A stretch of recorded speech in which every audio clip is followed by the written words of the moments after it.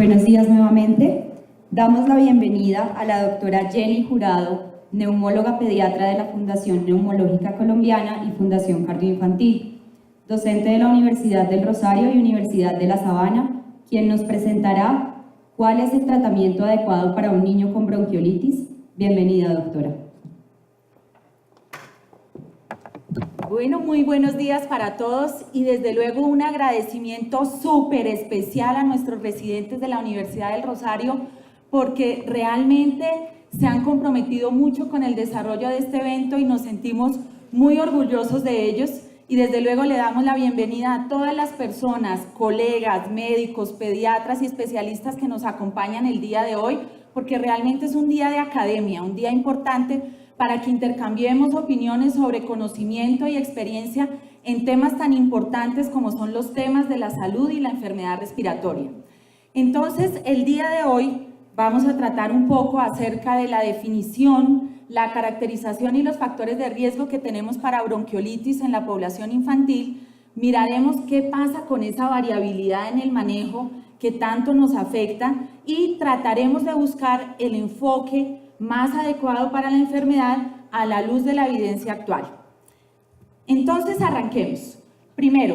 ¿cómo definir bronquiolitis? Hay controversia también incluso en la literatura con la definición, pero básicamente podemos hablar de bronquiolitis cuando nos enfrentamos a un paciente en su primer episodio respiratorio caracterizado principalmente por sibilancias que está precedido de signos o síntomas de infección de vía aérea superior con o sin fiebre en un paciente generalmente previamente sano y quien tiene un curso autolimitado y autovariable para este primer episodio respiratorio.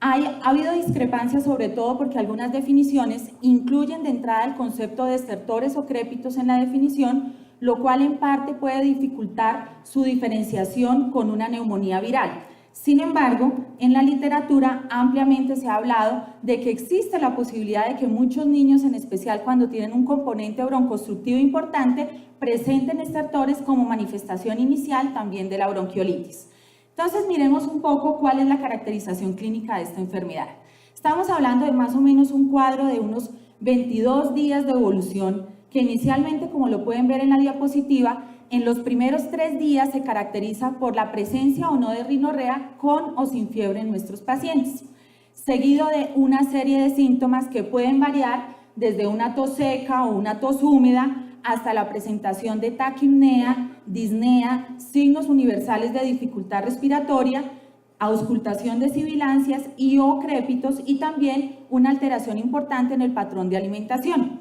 Estos últimos síntomas que les menciono generalmente ocurren entre el tercero y el 10º o 11º día de sintomatología y después van a estar acompañados de un curso variable de resolución de los síntomas que en parte está ligado al agente infeccioso que causa este proceso y que se puede acompañar en su evolución de algunas comorbilidades o complicaciones y sobre todo hacemos el llamado que el paciente que va evolucionando después de esos 10 días de síntomas iniciales y cursa con fiebre puede ser un paciente que esté en ese momento con una complicación tipo una otitis media o incluso una neumonía o la reinfección por un virus diferente.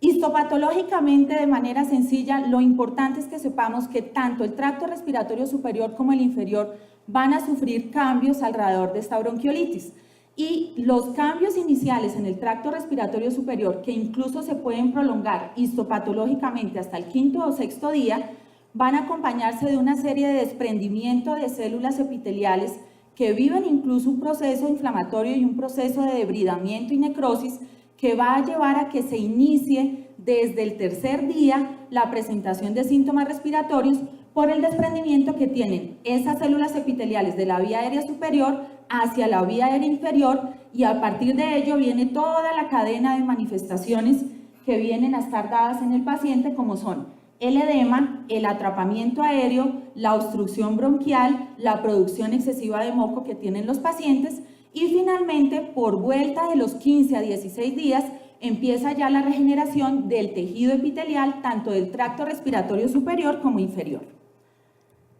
Etiológicamente, cada vez tenemos más alertas por patógenos emergentes virales que son responsables por esta infección. Si miramos estadísticas, nos vamos a ubicar en que definitivamente el virus sincitial respiratorio es el principal agente infeccioso en menores de 5 años, alcanzando a ser el responsable de casi el 80% de las bronquiolitis en niños menores de 1 año de edad. De otros virus de gran importancia para influenza, adenovirus, y traigo a colación este estudio publicado en el 2012 en Pediatric Pulmonology, cuando nos cuestionamos frente a qué tanto es más severa la bronquiolitis en un paciente cuando hay coinfección por más de un agente viral. Pues este estudio, si bien mostró una mayor relevancia para el virus sincitial respiratorio y el rinovirus, también mostró que a pesar de que tengamos varios agentes virales al mismo tiempo, esto no reviste mayor severidad de la infección y generalmente es uno el patógeno predominante responsable de todo el proceso infeccioso. Este estudio, que fue muy interesante, llegó a demostrar que el 41% de los pacientes tienen coinfección viral y en este caso la que predominó fue sincitial respiratorio junto con el rinovirus. Otros virus importantes, bocavirus, coronavirus, para influenza, que también juegan un papel preponderante que muchas veces no los logramos caracterizar, pero con los avances que hemos tenido en el desarrollo de técnicas que se han utilizado en centros Centinela para fines también epidemiológicos, se ha podido caracterizar que ya no solo es sincitial, sino que tenemos otros agentes virales participando. Y la circulación viral en Colombia principalmente se ha dado a lo largo de 2 virus, el sincitial y el virus de influenza. Si notamos estos datos del informe de la Organización Mundial de la Salud y la OPS, nos vamos a dar cuenta que particularmente nuestros niños tienen prácticamente durante todo el año exposición a estos agentes y estos agentes son responsables de una alta tasa de morbilidad en nuestro país. Entonces, anteriormente decíamos, bueno, en cada región el pico respiratorio va a ser muy característico en tal época del año, pero prácticamente los datos que nos arrojan a nivel Latinoamérica es que nuestros pacientes están presentando la bronquiolitis en cualquier época del año. Sumemos la caracterización epidemiológica y es que es más incidente en menores de 6 meses. Tenemos una alta tasa de niños que desarrollan la bronquiolitis previamente sanos, pero que tienen algunos factores de riesgo que traigo a colación, como es la asistencia a guarderías, el hacinamiento, el consumo de tabaco en alguno de los padres y el bajo peso al nacer. Sabemos que la mayoría de casos ocurren en el área urbana frente al área rural, es predominante en el sexo masculino, pero la causa de esto todavía no está totalmente definida y el 11% de los niños que cursan con bronquiolitis se acaban hospitalizando por la severidad de la enfermedad, siendo de ellos 44% menores de 2 meses de edad y van a UCI 1 a 3% de los pacientes. Finalmente, las recomendaciones internacionales van a que caractericemos muy bien cada región, cada localidad, porque los patrones epidemiológicos pueden variar dependiendo de la región. Y hay un factor que poco se ha hablado, pero que realmente puede explicar incluso la variabilidad clínica y la variabilidad terapéutica en respuesta que vemos en los pacientes. Y esto tiene que ver con factores genéticos que ya se describen, polimorfismos genéticos en los pacientes que pueden incidir en la respuesta clínica que tengan a tratamientos. Quiero mencionarles un trabajo colombiano de unas residentes del Rosario, hoy en día pediatras, que hicieron en una clínica en Bogotá para caracterizar la bronquiolitis y realmente se concluye que estos datos que tenemos en Colombia son semejantes en cuanto a caracterización demográfica y clínica de la enfermedad, pero hay un dato muy importante. Evidenciamos un gran número de ayudas diagnósticas y uso de medicamentos, que obliga a replantear el manejo que damos y ojalá adherirnos a la mejor evidencia disponible. ¿Qué factores de riesgo tenemos para un paciente con bronquiolitis específicamente severa?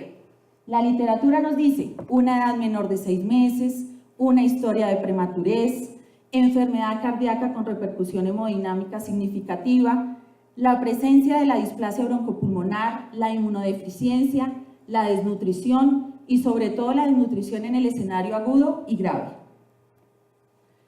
Otras entidades, anormalidades genéticas, que van desde presentar una fibrosis quística, anomalías cromosómicas, el síndrome Down. Otras anomalías como espina bífida, anencefalia, son factores de riesgo para que el paciente curse con una evolución más severa de su enfermedad. Lo mismo condiciones de alto riesgo como enfermedades crónicas, cáncer, trasplante y desde luego el rey de todos los factores continúa siendo la exposición temprana y o persistente al humo de tabaco.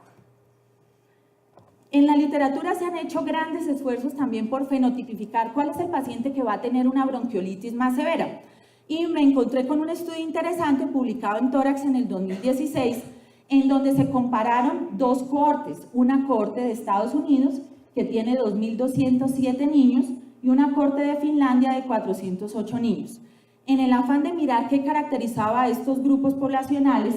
frente a su bronquiolitis con hospitalización, encontramos 4 fenotipos de pacientes. El perfil A o fenotipo A atribuyó a ese paciente que llega al servicio de urgencias y ya tiene sibilancias, pero que es un paciente que consecuentemente tiene una historia de eczema y posteriormente tiene una historia de sibilancias recurrentes, en quienes el germen más aislado fue el rinovirus en el 12% de los casos, similar en ambas cohortes. Un fenotipo B, donde tenemos niños que también llegan con el cuadro de sibilancias, pero no tienen una historia concomitante de sibilancias o una historia posterior de sibilancias,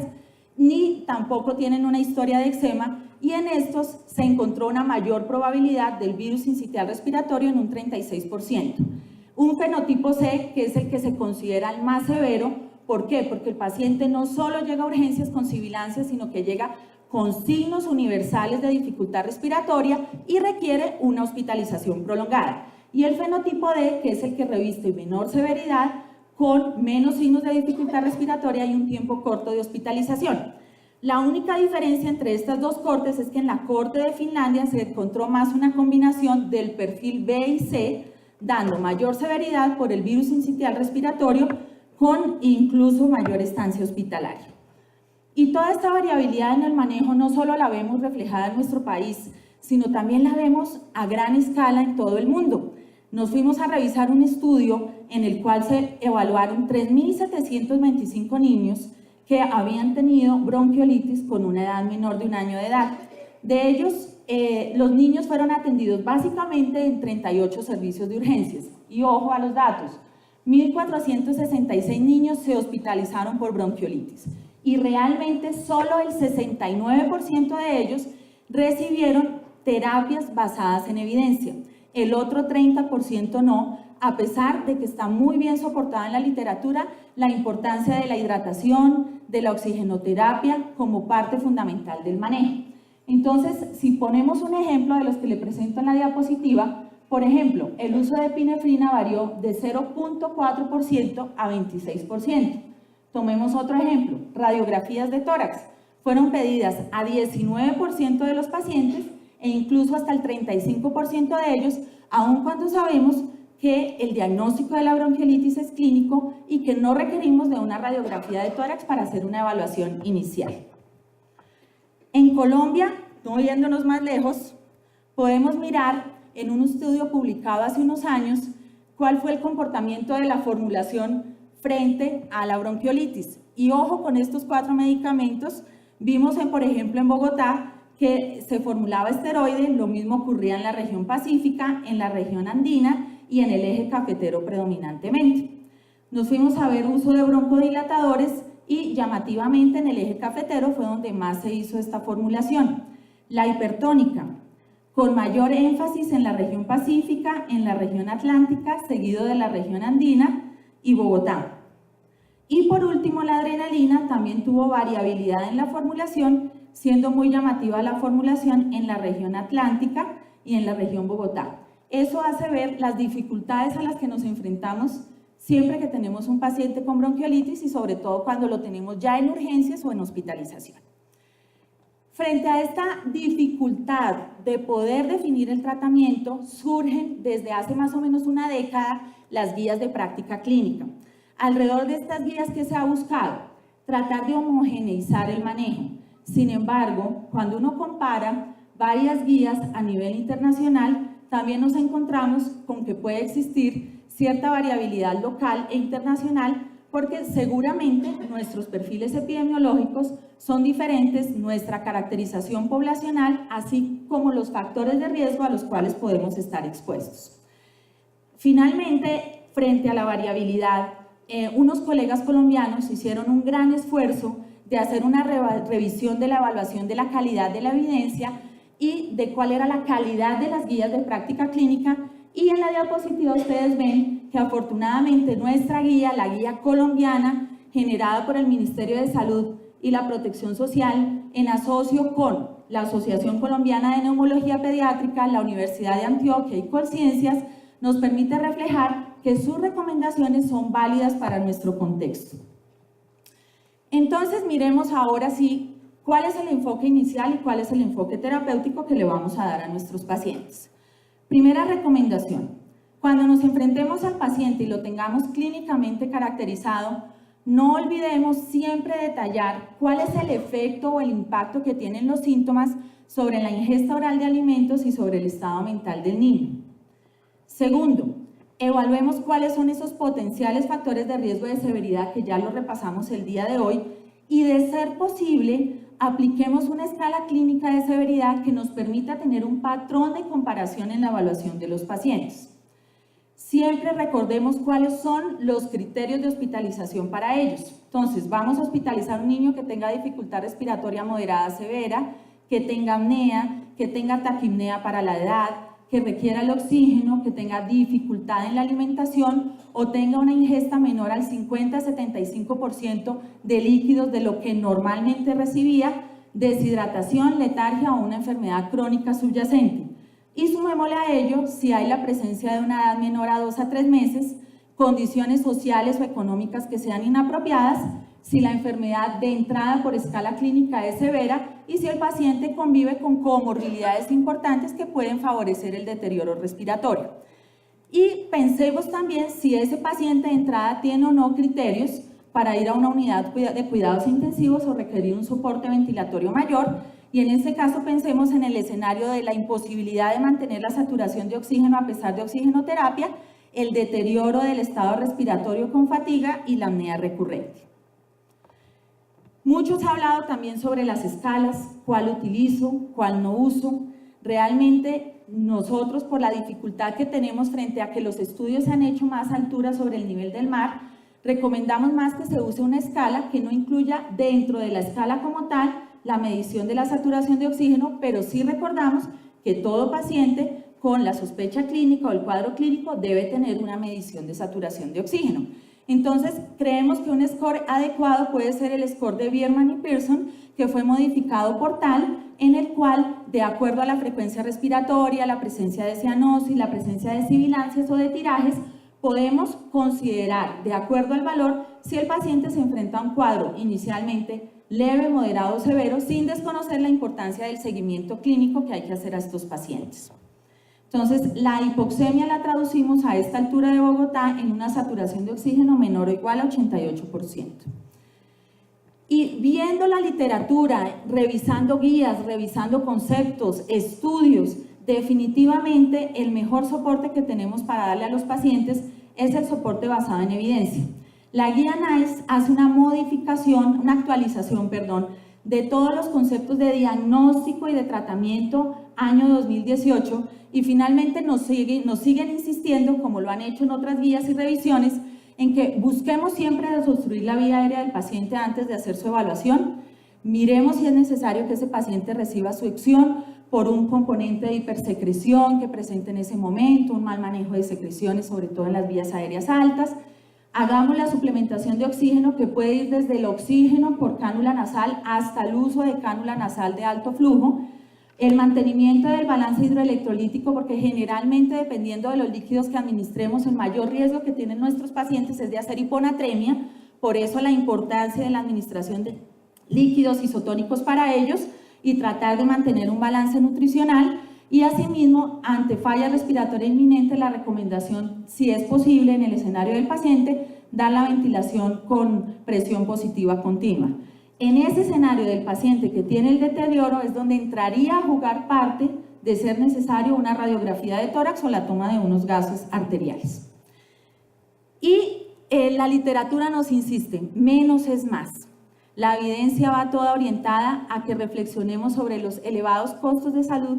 que generamos cuando usamos muchas terapias sin llevar un norte o un curso frente a su uso. Asimismo, el pasado, el presente y el futuro de la bronquiolitis nos recuerdan la importancia de la prevención orientada a seguir trabajando en higiene de manos, uso de tapabocas, prevención de noxias o factores de riesgo ambientales, y asimismo en este momento ha tomado una gran importancia en el presente la cánula de alto flujo, y se espera que el futuro definitivamente nos llegue, ojalá, con vacunas que nos ayuden a proteger de infecciones virales y también con el uso de anticuerpos monoclonales. Recordar que antes de tomar cualquier tratamiento a gran escala hay que sopesar los riesgos, beneficios, mirar el contexto local en que nos encontramos, y les quiero compartir que ahora recientemente se publicó un estudio en Pediatrics donde nos habla la importancia del trabajo colaborativo y de la comunicación en el manejo de los pacientes con bronquiolitis. Esto quiere decir que dentro de las instituciones y ojalá entre instituciones debemos ojalá manejar los mismos conceptos para el seguimiento y el abordaje de los pacientes en urgencias y en hospitalización. Esto ha reducido de manera ostensible los costos derivados de la atención, así como el uso innecesario de terapias. Miremos ahora las 4 terapias que generalmente más hemos venido utilizando desde el punto de vista farmacológico. Empecemos con la solución hipertónica. Se publicó recientemente un estudio Cochrane, una revisión Cochrane, diciembre de 2017, con datos de revisión hasta agosto de 2017, que nos menciona la reducción del tiempo de estancia hospitalaria que pueden lograr los pacientes con bronquiolitis cuando reciben la hipertónica, con un efecto modesto en esa reducción del tiempo de hospitalización y asimismo una reducción del riesgo de hospitalización de los pacientes cuando reciben esta terapia en el servicio de urgencias. Entonces, basados en los estudios que aquí les muestro a continuación, la literatura refleja una disminución de 10 horas en el tiempo de estancia promedio hospitalaria de estos pacientes, que en determinados contextos sí puede ser relevante una vez que sufrimos emergencias importantes por temas de internación de pacientes y disponibilidad de camas. Asimismo, frente al score clínico o la escala clínica de severidad, tanto en el día 1 como en el día 2 como en el día 3, se ha notado hasta el día 3 mejoría en el score clínico de severidad de la enfermedad con su uso. Por otro lado, frente al riesgo de hospitalización, la literatura nos propone una disminución del riesgo de un 14% de las hospitalizaciones con una calidad de evidencia moderada. En este desenlace es donde mejor calidad de evidencia tenemos, porque en los anteriores la calidad de la evidencia continúa siendo baja. Otras consideraciones que hacen los autores y en las revisiones de los artículos es que nos ofrece un perfil de seguridad que puede ser adecuado, tiene efectos adversos mínimos, si eventualmente se usa con un broncodilatador serían mínimos los efectos, tiene disponibilidad en todo el mundo y bajo costo, por eso se menciona. En cuanto a los broncodilatadores, la literatura tiene dificultad en ofrecernos la mejor evidencia disponible y en este Cochrane, al metaanalizar y revisar varios estudios, nos damos cuenta que el tamaño de la muestra de los estudios es pequeña y el diseño de los estudios no está estandarizado. Por eso es muy difícil evaluar la pertinencia de los broncodilatadores. Este Cochrane básicamente lo que nos dice es que los estudios disponibles no muestran una evidencia de un impacto clínicamente significativo en la reducción de la admisión hospitalaria, en la disminución de la estancia hospitalaria, en la mejoría de la saturación y de la puntuación en escalas clínicas, y también nos dicen que los broncodilatadores no muestran disminución del tiempo de evolución de la enfermedad cuando el paciente está en el domicilio. Aquí está el dato más relevante y es que se observa que no hay una reducción del tiempo de estancia hospitalaria y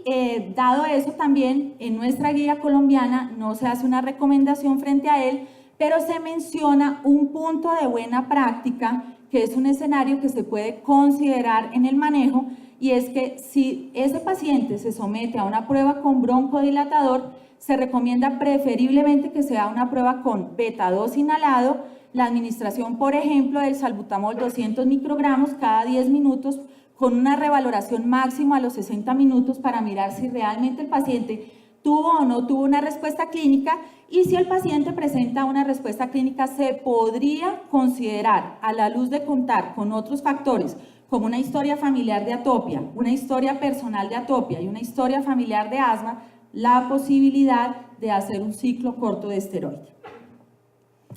Frente a los corticoides solos como tal en el manejo de la bronquiolitis viral, también se necesitan más estudios que nos permitan documentar su eficacia y su aplicabilidad, y sobre todo en el escenario de la terapia combinada. Entonces, frente a ello, la literatura nos dice, no reduce hospitalizaciones,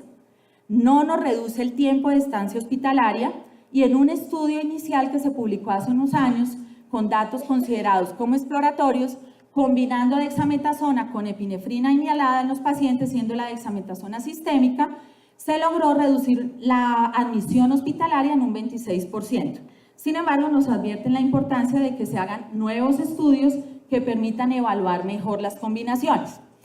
Con respecto a la epinefrina, nos enfrentamos a que esta también ha tenido dificultades en la valoración de la evidencia, pero lo que sí es claro en la literatura que hay disponible es que no se recomienda un uso tan repetido y prolongado de la medicación. Entonces, aquí particularmente, comparado con placebo, la adrenalina o epinefrina no logró hacer una reducción del tiempo de estancia hospitalaria de los pacientes, pero sí en un estudio que fue paralelo del año 2011, se logró ver una reducción de la tasa de hospitalizaciones de 33% cuando se usó el medicamento en el primer día de cuidado en urgencias en ese paciente que podría ser candidato por su bronquiolitis moderada. Entonces, eso es lo que tenemos de literatura frente a estos medicamentos. Ahora bien, luego viene un esfuerzo muy grande el año pasado por mirar cuáles eran los resultados de combinar terapias farmacológicas en el manejo de la bronquiolitis. Entonces les traigo un estudio publicado en el 2017. Este estudio realmente fue realizado en China. Es un meta-análisis network, una red de meta-análisis que se fue gestando y se fue desarrollando, y ustedes ven en círculos los estudios, ven en círculos el número de pacientes que participaron en los estudios, y las líneas azules que ustedes ven que unen un nodo con otro nodo representan el número de estudios que hay disponibles en la literatura para analizar la correlación entre placebo y otras terapias, incluidas las terapias combinadas.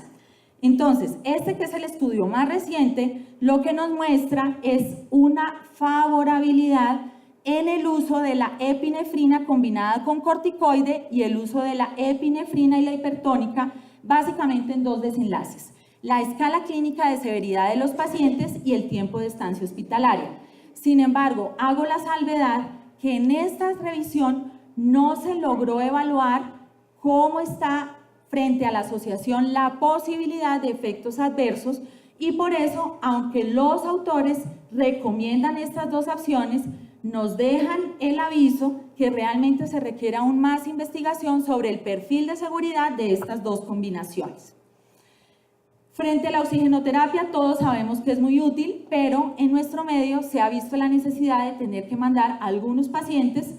a casa usando oxígeno suplementario, y la literatura en un estudio del 2018 nos valora y nos valida la posibilidad de oxigenoterapia ambulatoria para el paciente con bronquiolitis, siempre y cuando esté acompañado de un seguimiento clínico periódico. Y frente a la cánula nasal de alto flujo, aunque este Cochrane de 2014 nos dice que todavía no hay suficiente evidencia para recomendarlo, nos habla de un perfil de seguridad bueno, nos habla de un perfil de tolerancia adecuado, y los estudios posteriores que vienen de esa fecha a hoy nos recalcan la importancia de su uso para la disminución de la resistencia de la vía aérea, algún efecto de presión continua de la vía aérea que puede mejorar la ventilación de los pacientes, y nos destaca no solo la mejoría en el tratamiento de la hipoxemia, sino también una reducción hasta del 14% de la necesidad de intubación orotraqueal en nuestros pacientes, mejor tolerancia a otras formas de soporte respiratorio y hay incluso un estudio publicado recientemente que habla de la costo-efectividad de esta terapia y sus pocos efectos adversos. Frente al surfactante, ya en el escenario de cuidado intensivo y en el paciente con ventilación mecánica, realmente falta literatura que soporte el uso de surfactante en este escenario. Frente al Heliux, se ha hablado de su uso especialmente como una terapia previa a la presión positiva continua de la vía aérea y generalmente su impacto clínico, si realmente va a ser significativo, se siente en la primera hora después del tratamiento, pero aún se plantea la necesidad de ojalá ir a más estudios y definitivamente se sabe que ni la terapia respiratoria, ni los antileucotrienos, ni los antibióticos tienen evidencia de uso. Asimismo, traigo a colación mencionar este estudio de furosemida porque si bien se realizó este estudio no busca realmente motivarnos a que usemos la furosemida en el manejo de la bronquiolitis, sino por el contrario nos deja claramente que no hay una diferencia en los desenlaces si yo le pongo una dosis o no de furosemida al paciente que tiene bronquiolitis moderada o bronquiolitis severa.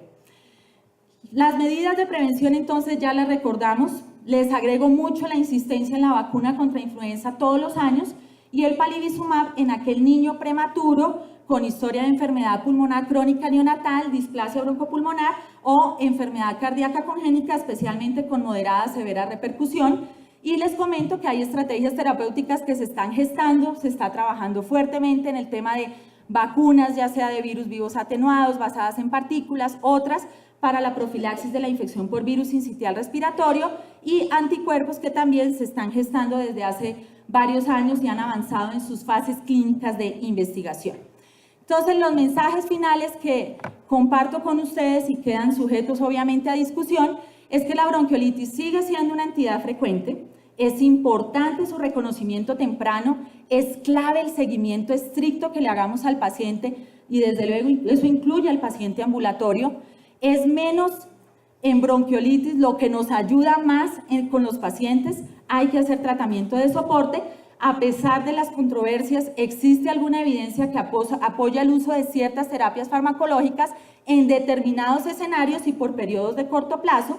Y resumiendo todo lo que hay, concretamente en consulta externa, en urgencias y en hospitalización, prima la clínica en la valoración. Como les digo, si es posible hacer una escala de validación y tener una escala clínica de seguimiento nos va a ayudar. Trabajar en todos los frentes la prevención y como terapias de soporte, las que mencionamos, en las que les hice énfasis en la nueva actualización NICE 2018 y en escenarios cómo quedan las alternativas frente a medicamentos. Consulta externa, existe la alternativa del uso de la solución hipertónica al 3% cada 8 horas. En urgencias, existe la posibilidad, porque alguna evidencia lo sugiere, de que se use hipertónica o adrenalina o salbutamol. Tiene más evidencia hipertónica o adrenalina en el servicio de urgencias, en el cuidado temprano de las primeras 24 horas. En hospitalización, la cánula nasal de alto flujo sumado a la terapia de soporte en ese paciente que revista la necesidad para tratar hipoxemia o para trabajar ese excesivo trabajo respiratorio que presenta, puede ser útil la hipertónica por un periodo corto, generalmente no mayor a 3 días, y frente a las combinaciones que se plantean como adrenalina más corticoide y adrenalina más hipertónica, pues queda la pregunta de cuáles son los efectos adversos por el network metaanálisis que les comenté y frente a la posibilidad de la prueba terapéutica si se realiza en ese escenario que comentamos, podría haber validez de uso con la adición de corticoide. Entonces les agradezco mucho y bueno, seguimos en la lucha buscando qué más vamos a hacer con la bronquiolitis a futuro. Gracias.